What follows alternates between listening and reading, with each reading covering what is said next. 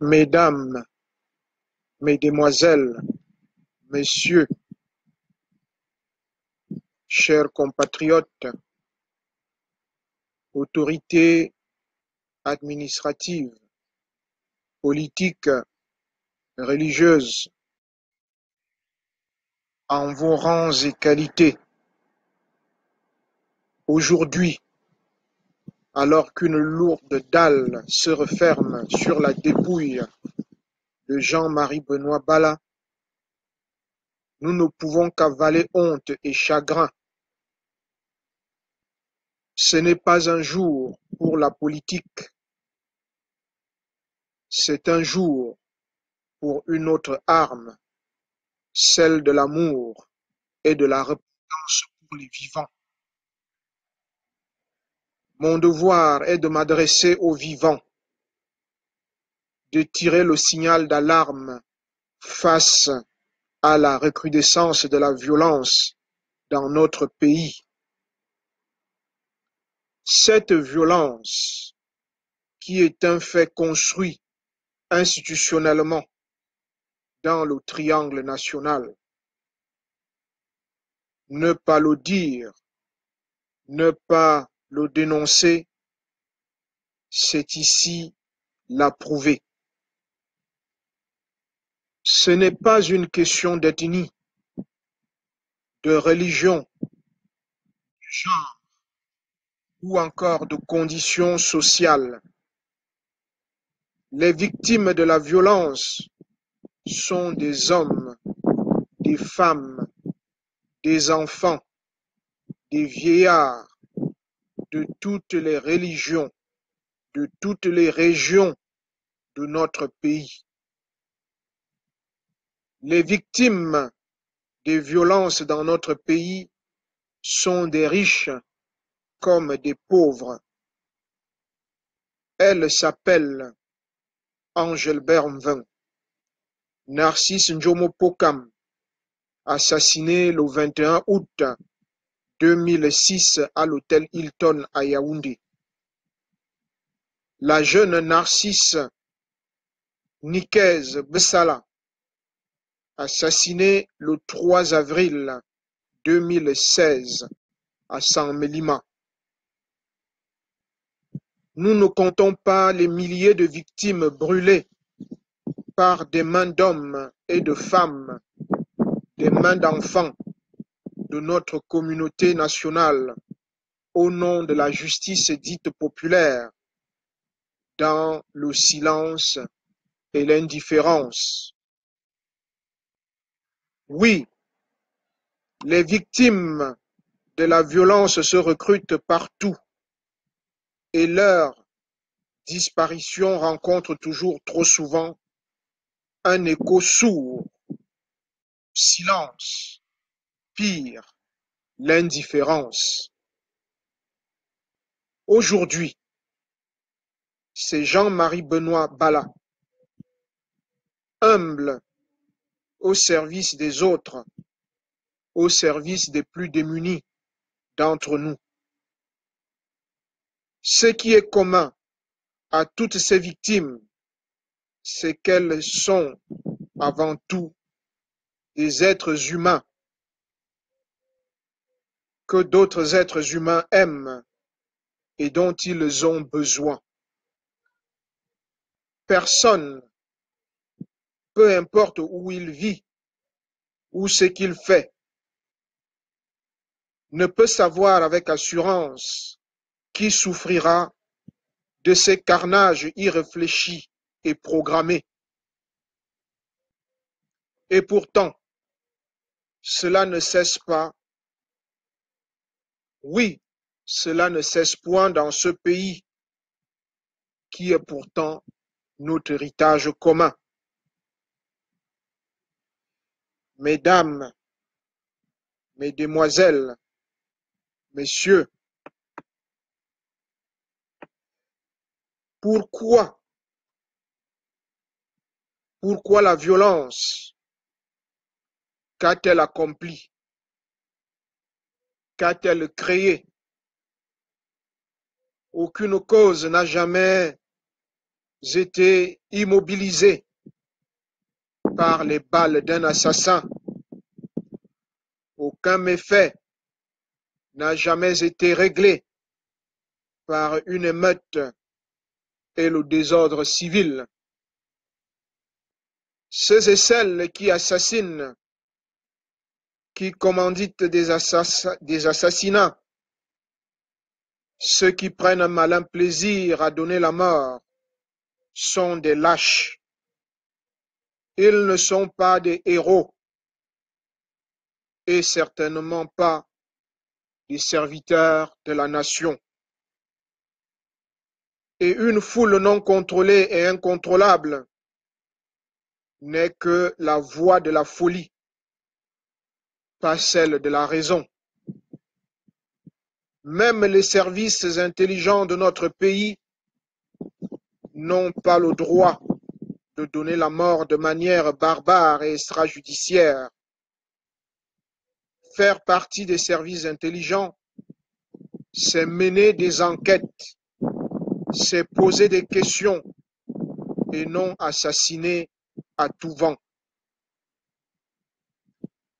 À chaque fois que la vie d'un Camerounais est prise par un autre Camerounais, dans la rue, dans les hauteurs de la ville de Yaoundé, comme ce fut le cas pour Jean-Marie Bala, dans un bosquet, dans une maison close, de manière volontaire ou pour réaliser un contrat, que cela soit accompli au nom de la loi ou en défiant la loi par un homme ou par un gant de sang-froid ou sous le coup de la passion, dans une violente attaque ou en réponse à la violence, à chaque fois que nous déchirons ce tissu qu'est la vie, qu'un autre homme a difficilement et du mieux qu'il peut cousu pour lui et ses enfants, c'est la nation tout entière qui est abîmée. Nous le subissons déjà depuis trop longtemps et il nous revient ici devant tous, devant les autorités morales, politiques, oui, devant la classe politique de notre pays, devant les hommes et les femmes de notre pays de dire trop, c'est trop. Jean-Marc est là. Oui, l'abbé Jean-Marc est là. Dit dans le cri de l'homme africain que l'Église d'aujourd'hui est totalement absente de ce qui fait la vie des hommes d'aujourd'hui, uniquement préoccupée de ses problèmes de clerc et toujours prête à multiplier les déclarations officielles sur la polygamie et la dot, ou dès qu'il s'agit des questions sexuelles, tandis qu'elle fait à peine écho de la pratique de la torture et des emprisonnements sans jugement, des brimades aveugles. Oui, l'abbé Jean-Marc Ella est mort le 26 décembre 2008 à Vancouver, contraint à l'exil et désirant un pays qu'il a tant aimé et servi. Humblement, j'ai ramené sa dépouille dans ce pays afin qu'il y repose. Alors oui, notre Église, elle a besoin d'un aggiornamento pour jouer pleinement le rôle qui est le sien dans ce pays. Ce rôle est d'élargir l'horizon de la raison et non de la combattre. Il ne s'agit pas seulement de l'Église catholique qui pleure un de ses princes aujourd'hui, mais de toutes les religions, les traditionnels, héritage de nos pères qui sont là pour nous représenter, pour représenter toutes et tous, sans exclusion, et non servir les intérêts politiques d'un groupe d'oppression. Les chefs traditionnels doivent sortir du champ politique pour faire l'unité de leur communauté. Ceci est aussi vrai pour les imams. Le copinage des dignitaires religieux avec les forces politiques dans notre pays pousse à un désengagement culturel, à l'effritement et à la diminution du rôle social des religions dans notre pays. Les religions doivent demeurer les références morales, témoins de la présence de nos ancêtres pour certains, témoins de la résurrection pour d'autres, témoins de la grandeur d'Allah pour une partie de croyants de notre pays. Elles ne sont pas là pour inventer un nouveau régime de présence politique dans notre pays.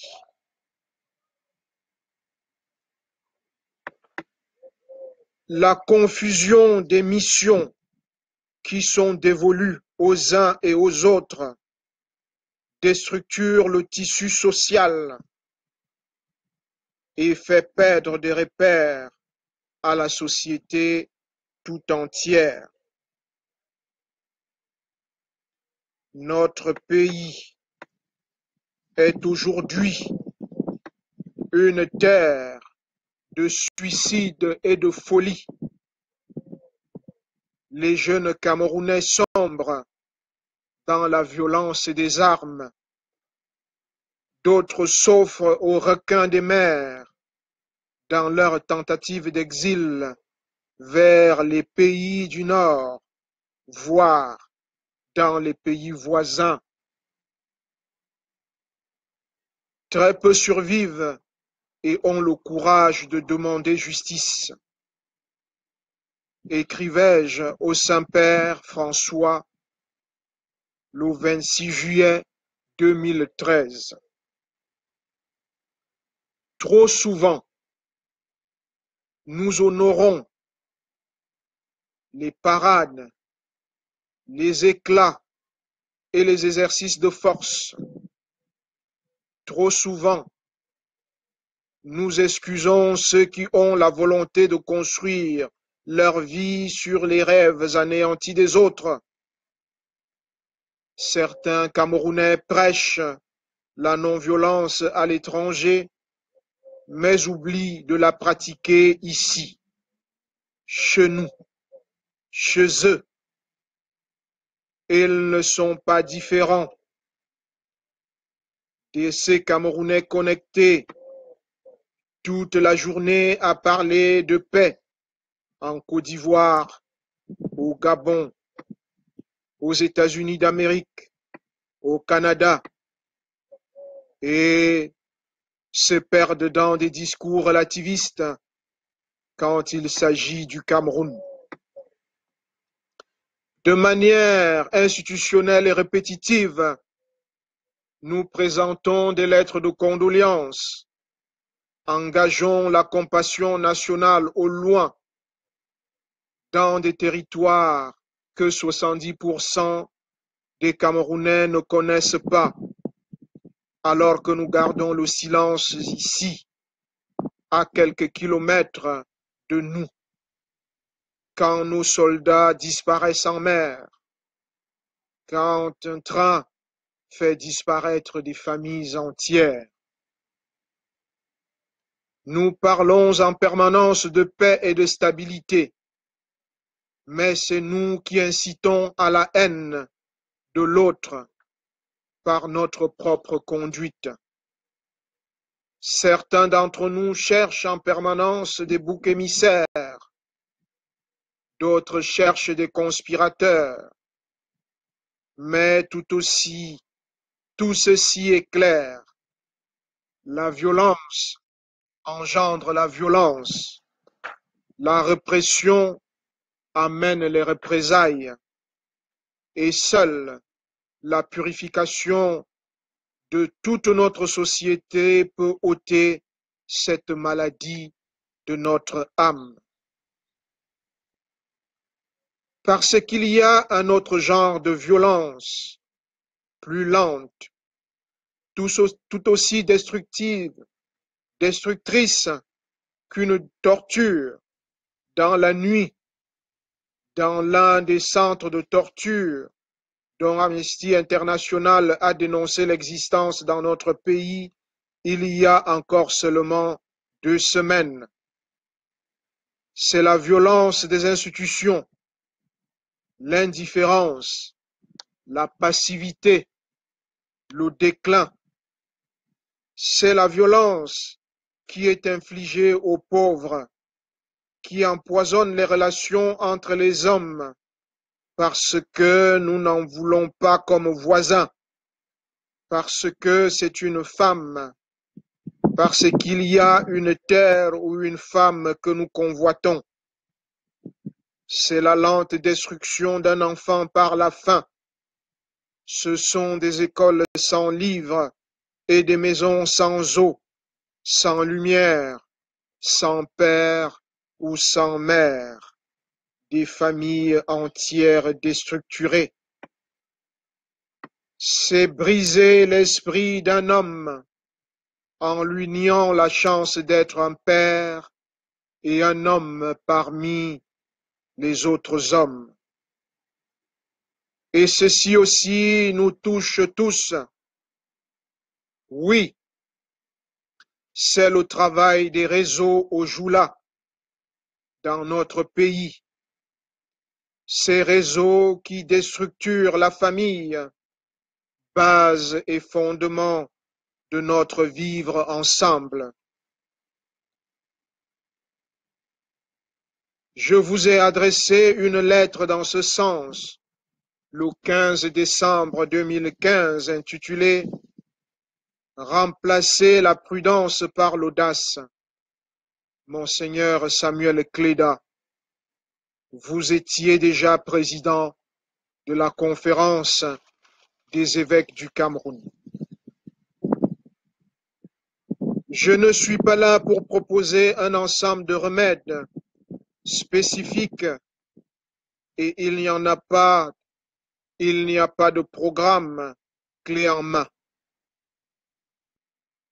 Comme plan adéquat, nous savons ce qui doit être fait. La pédagogie se soucie de la transmission qui rend possible l'apprentissage. La sociologie apprend à faire confiance à ceux qu'elle interroge, comme aux premiers experts de leur pratique.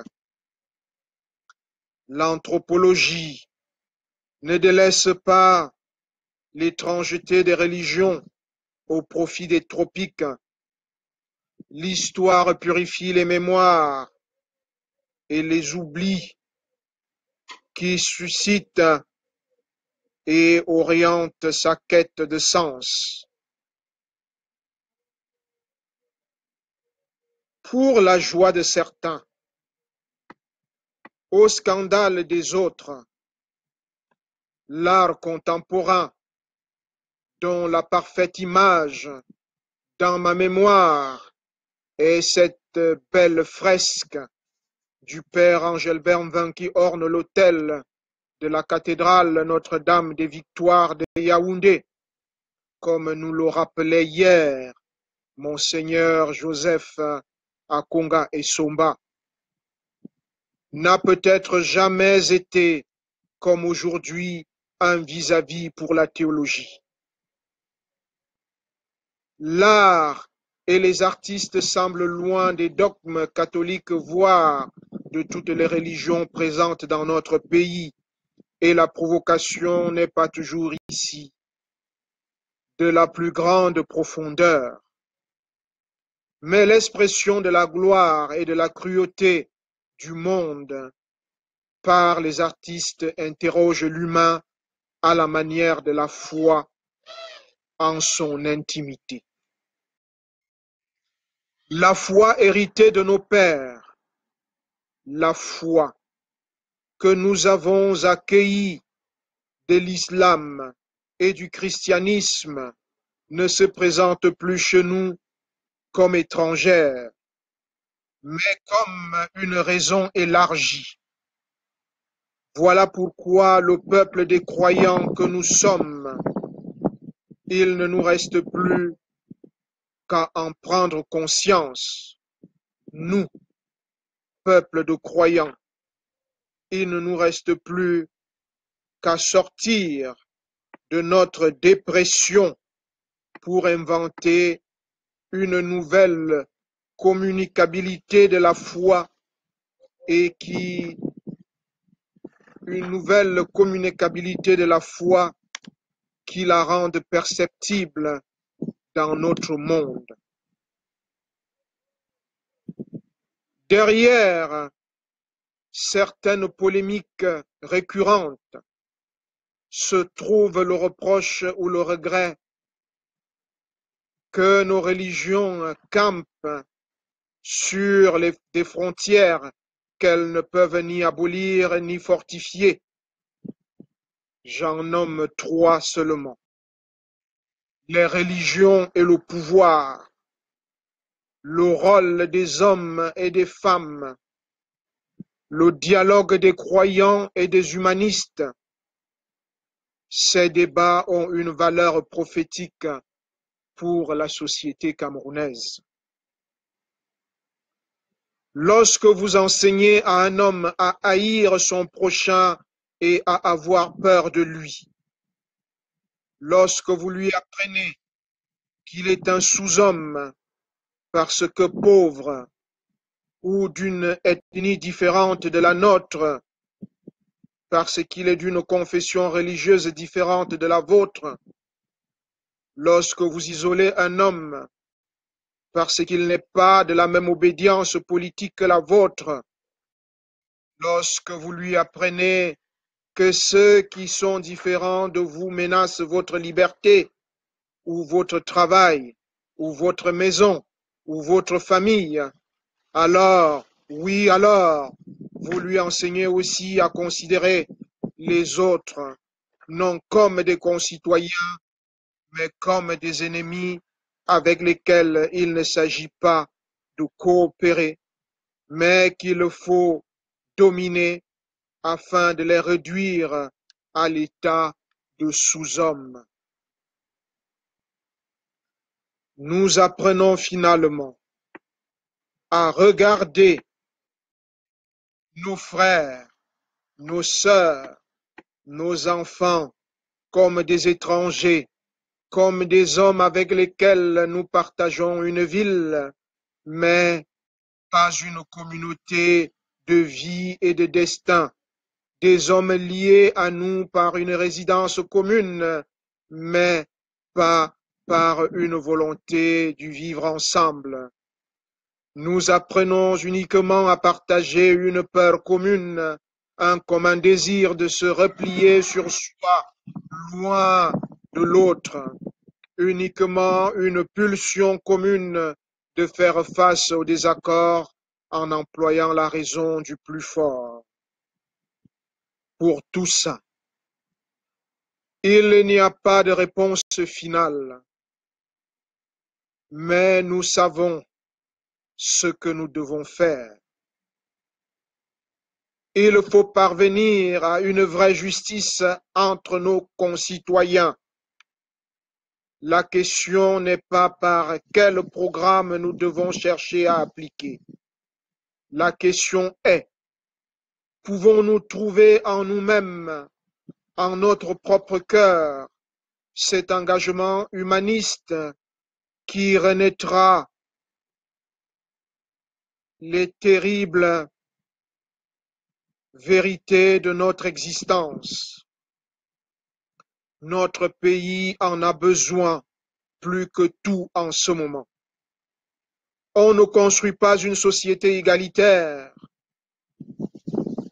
On ne construit pas une société d'injustice. Je veux dire qu'on ne construit pas une société de justice sur un enchevêtrement de châteaux d'injustice et de mépris de l'autre. Jean-Marie Benoît Bala en a pris conscience. Il a vécu avec cette conscience.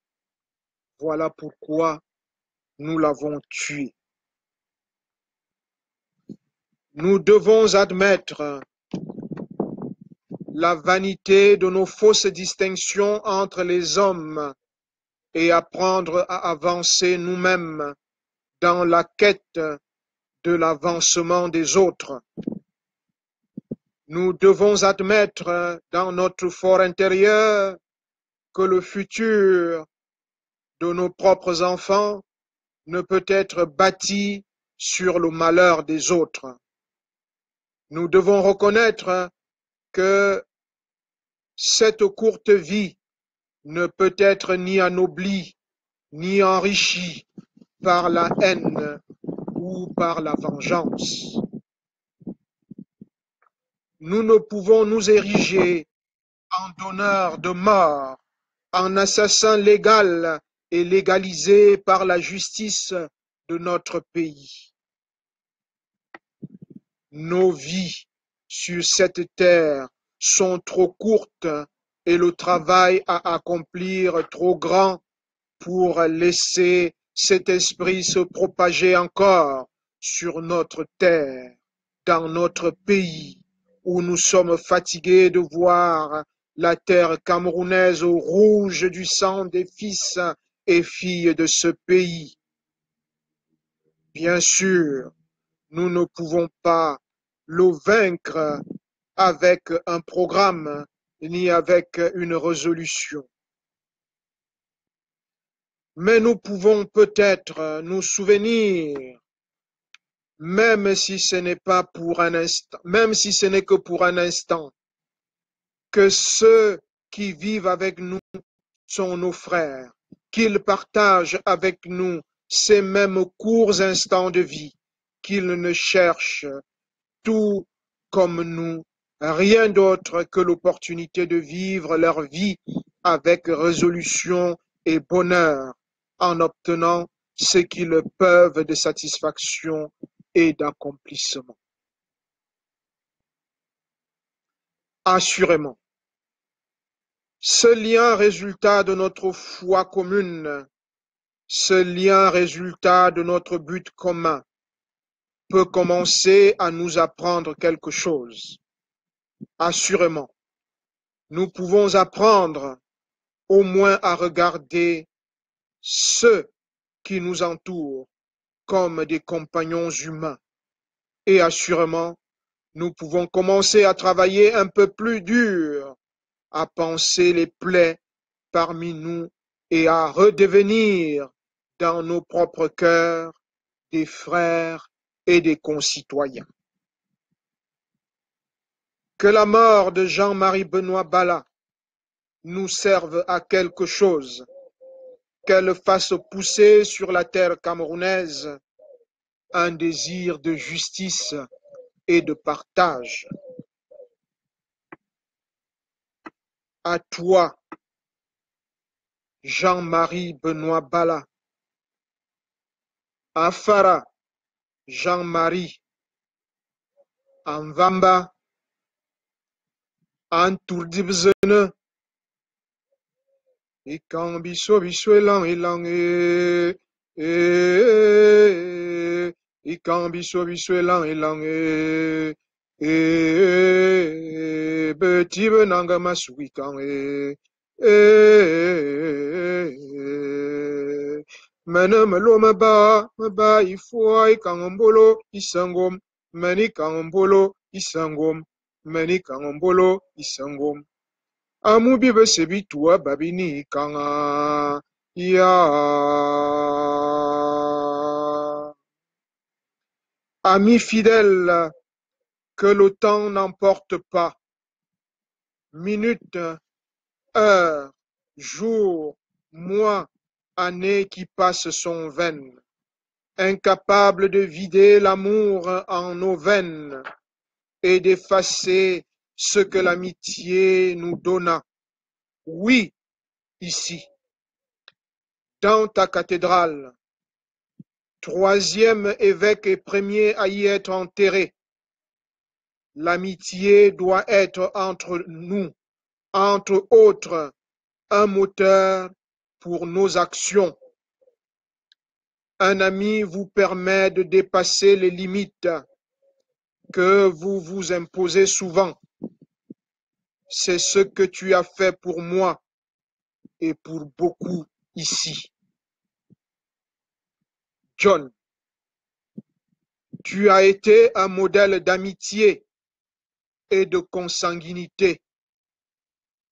À Woman, nous permettant de regarder tous les matins dans un miroir. Tu nous as montré que la plus grande des fidélités est celle où l'on est fidèle à soi-même, c'est-à-dire fidèle à ses convictions. Tu as été fidèle jusqu'à la croix. Tu as été un don de Dieu. Va.